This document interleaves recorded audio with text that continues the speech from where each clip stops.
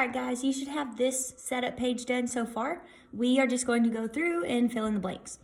So at the top here, we're going to have ways to pay for college. So ways to pay for, sorry about that, college. Okay, grant money, G-R-A-N-T, grant.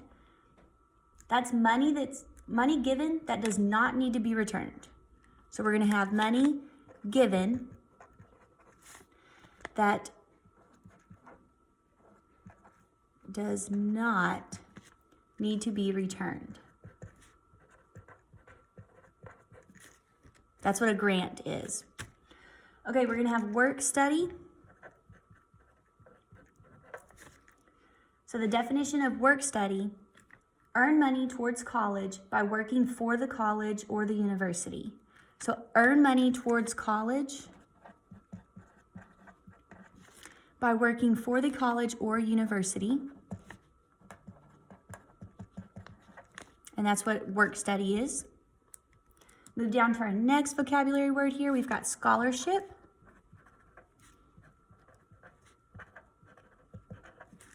So a scholarship is money awarded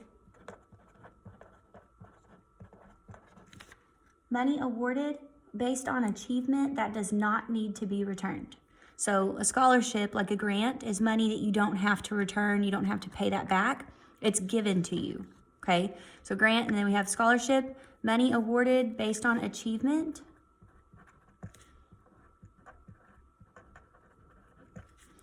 that does not need to be returned.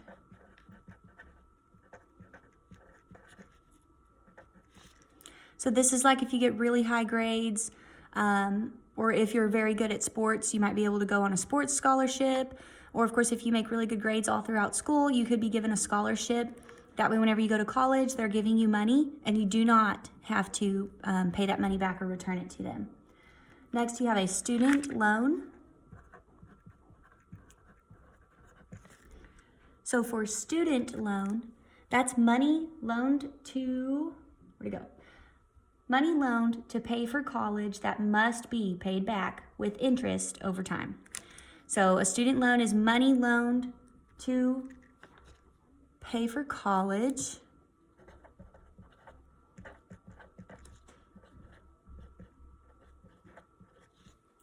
that must be returned. Must be paid back. Makes more sense. So unlike a scholarship and a grant where you don't have to return the money and you don't have to pay it back, a student loan, you will have to pay it back with interest over time. Okay, we're gonna go ahead and skip down really quick, kind of look at an example here. This is really good because it's based on real life situations. So whenever you come to growing up, you decide what you want your career to be, just keep in mind that, of course, different jobs make different amount of money. So if you are a doctor, you're gonna make a certain amount of money. If you work for the government, you're gonna have a different amount of money. If you work at McDonald's, you'll make a different amount of money. So of course, depending on what your job is gonna be, you'll make a different annual income. So for annual income, that's yearly, okay? So that's how much money would you make in a year. So if we have these situations, so we are going to say, so let's see, this says yearly, you can also put 1 year. Because for every 1 year, they'll make a certain amount of money. So we're going to take a look at an economist and a software developer. So an economist, on average, is going to make $89,450 every year, so for every 1 year. Okay, that's their annual income is $89,450. A software developer, on average, will make $90,530. All right, so our question says, how much more does a software developer make over 30 years? So we're gonna go through how much more does a software developer make over 30 years. So we're gonna take a look at how much more a software developer makes over 30 years. So in order for us to figure this out, we need to know what an economist would make over a 30-year period, and then we're going to see what the software developer would make over a 30-year period, and then we'll take the difference between those two, so that way we can see how much more the software developer will make over 30 years. Remember that this $89,450, that's for every 1 year. So we're going to take this amount of money, we need to multiply that by 30. That way we can figure out how much money they make in 30 years. So we're going to multiply economist by 30. So what I'm going to do is I'm going to set this up 89,450, and we want to multiply this by 30. So we're just going to go through here. The first thing that we can do to make this a little bit easier, there's a shortcut that we can take, is we can go ahead, and we know that if I multiply 0 by everything up top, we're simply going to have a 0 down here. So I'm going to pay attention to this, and we've got 0. So we can go ahead, especially with 0 times 0, we're of course having 0 right here. So this is what I would have for this first part. I'll go ahead, bring a second 0 down, because it's going to be the same thing whenever I multiply this 3 by the 0 here. So once we've gone through and we multiply our first 0 times everything up top, we know that we just have the same value of 0. That's not going to change. And then whenever we go through and we multiply this 3 times this first number, so the 0, we would end up with another 0 here. Okay? So this is essentially just putting in and holding this spot for that first 0 as we go through. It's kind of the same thing on if you multiply 10 times 100, you can go ahead and pull out those extra zeros, but this is simply the shortcut for that.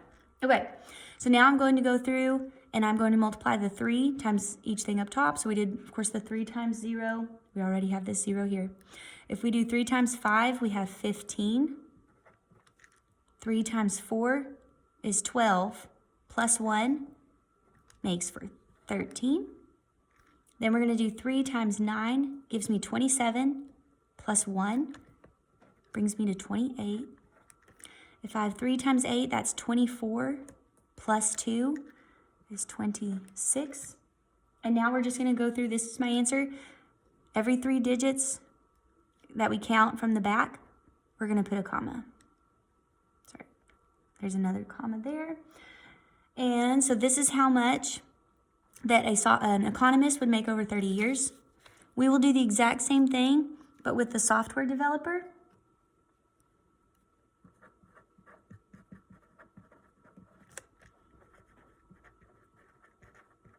And we're going to multiply that by 30. So once again, here we have 90,530. We're going to multiply this by 30. So same thing, if both of my numbers end in 0, we're going to take this same little shortcut here. Remember, if we did this 0 times everything up top, we're just going to end up with a bunch of zeros. Okay, so now we'll go ahead and we'll put, whenever we do the 3 times 0 here, we would have a 0 again. So same as the problem that we just did, but now we're ready to multiply the 3 times the other items up top. Okay, so if I have 3 times 3, we have 9. 3 times 5 is 15. 3 times 0 is 0 plus 1. And 3 times 9, 27. So now that we've done the math, the exact same thing, every 3 digits, we're going to put a comma and another comma. So we have the two numbers. This is how much a economist would make over 30-year period. They would make $2,683,500. A software developer over 30 years is going to make $2,715,900. So to find the difference between these, because it wants to know how much more does the software developer make over that 30-year period, we're going to find the difference. And remember, if you are finding the difference, you are subtracting.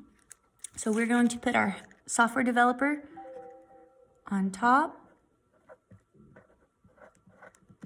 We will subtract how much the economist makes.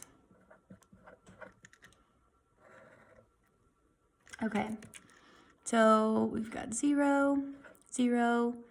If you take 5 away from 9, you're left with 4. 3 away from 5, you're left with 2. 8, we cannot take that away from 1, so we have to borrow. This now becomes a 6, and now I have 11. 8 from 11 leaves me with 3. 6 from 6 is 0, and of course 2 from 2 is 0. So we have no other numbers in front. We're going to count over those 3, put a comma. So we've got $32,400. So we're going to fill that into our answers here. Software developers make $32,400 more over 30 years. All right, we've got some more vocabulary coming in here. Interest. Interest is what it costs you to borrow money over time. Okay, so what it costs to borrow money over time. So this is like when we were discussing a student loan. With a student loan, that's money that's loaned to pay for college that must be paid back with interest over time. So we're just telling you what interest means.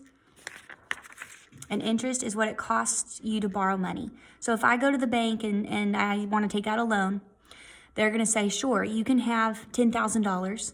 But whenever you have to pay me back that amount of we don't want you to just give us $10,000 back. We expect you to give us $1,200 back because they want to make money off of that. Otherwise, there's no point in them loaning me money if they're going to get back the exact same $10,000. So they will tell me how much more I have to pay back in the end. Okay, so that's the price that I pay if I borrow money, and it can be paid back over time. So if you borrow money, you pay back the interest, and if the bank borrows money, they pay you back the interest. So if you borrow money, this already says pay. You pay back the interest,